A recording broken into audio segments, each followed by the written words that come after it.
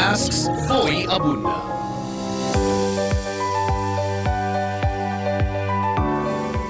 Vince, maraming salamat Thank you din, Tito Boy, for having me.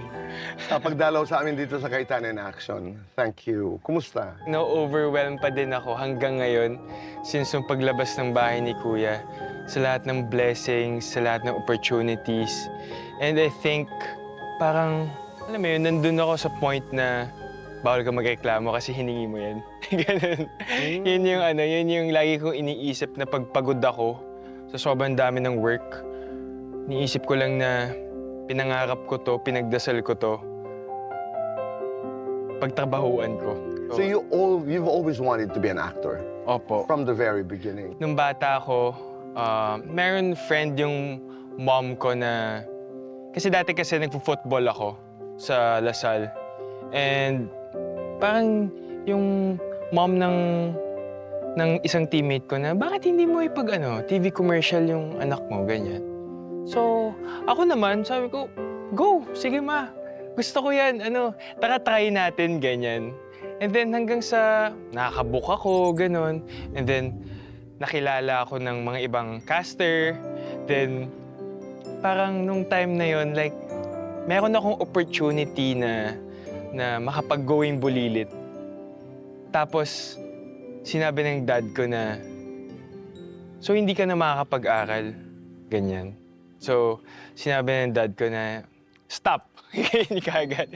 Nagalit si dad kay mama no, na parang kailangan ko daw talaga tapusin yung school bago ko mag-artista. And ayun, luckily na nung pagdating ko ng college, tinanong ko yung parents ko, since pandemic din kasi nun, na baka naman pwede ko mapagsabay. Kasi online classes naman siya and parang yung workshops is parang online lang din. So sabi ko, kaya ko yan, mapagsasabay ko yan, ganyan. Hanggang sa nagtuloy-tuloy lang talaga lahat ng opportunities, lahat ng stars nag-align. So parang meant to be talaga sa akin. Oo. The journey, if you were to describe the journey to where you are today, how rough was that? Mahirap, Tito Boy. Family ko, ever since, they've supported me sa lahat ng gusto kong gawin. Lalo na nung pumasok ako ng bahay ni Kuya. Masasabi kong mahirap kasi meron time sa career ko na pati yung family ko na-apektuhan na sa trabaho ko. And siguro isa yun sa mga challenges na proud ako na nalampasan ko. What kind of challenges are these? Rejections? Anong klaseng hirap ang pinagdaanan mo? Siguro, first time ko lang din talaga na madaming mga sinasabi yung ibang tao about me.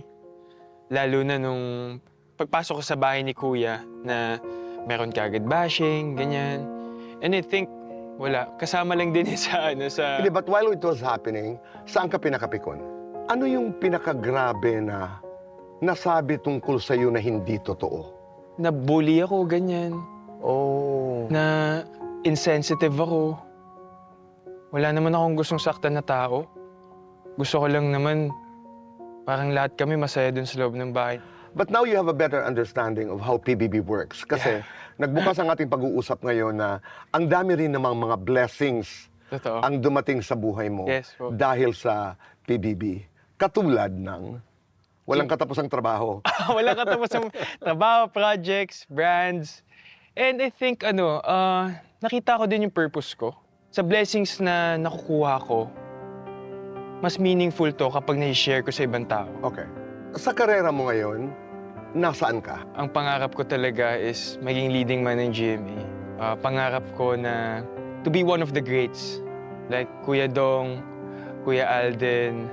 And I think malayo pa ako sa goal ko na yun. Still have to prove more sa acting ko, sa trabaho ko. Huwag ko lang masyado siya madaliin. Time is on your side. You're young.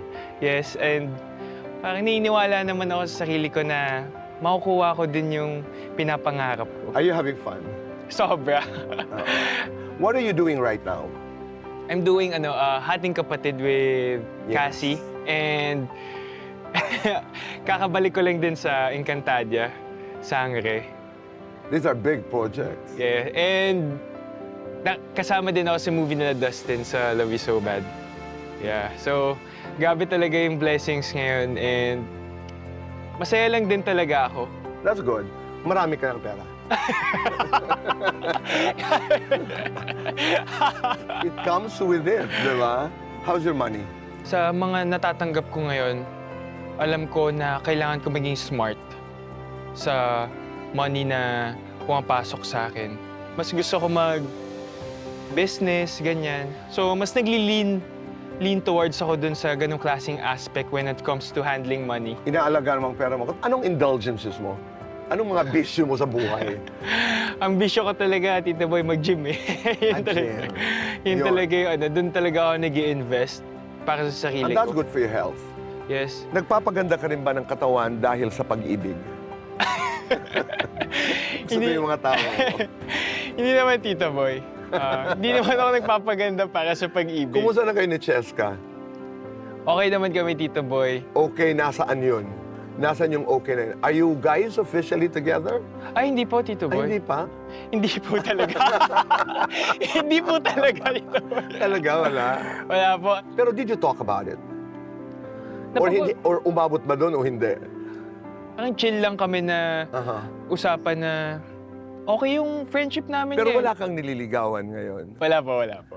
Pero hindi mo, you're young. I mean, Yes, well. that's part of, who you are. Nasa point din po talaga ako na na parang lahat ng bagay unexpected and I think Tama. parang nasa stage din ako na gusto ko mag-explore, adventure, ganyan, magpakasaya. Tama naman. So, para sa akin, like, Magpakasaya in a good way. yes, in a good way. Yeah. Congratulations, you have Encantadia, you have Hating Kapatid. Ang dami, ha? Yes po. Oo, and all the other shows that you're doing, all the collabs, all the endorsements. Yes. And have fun. Just enjoy. And thank you for finding time to be with me here. Oo naman, Tito Boy. Oo, salamat, salamat. Maraming salamat. Ang sarap panoorin yung journey ninyo. Oo. Ang sarap lang din, Tito Boy, na makapagkwento sa'yo. Oo nga, oo nga eh. Kung meron kang itatanong sa akin, ano naman, bilang pagtatapos? Tito Boy, meron bang time sa career mo na madami ka nang na-interview na nagsisi kang itanong sa isang tao? Oo, meron eh. You're not perfect. But I make sure that my regrets are... I process my regrets into the most important lessons I've learned in my life. So, my message to you, don't be afraid to commit mistakes, but to rise above them. Rise above them and move forward to becoming better. Maraming salamat.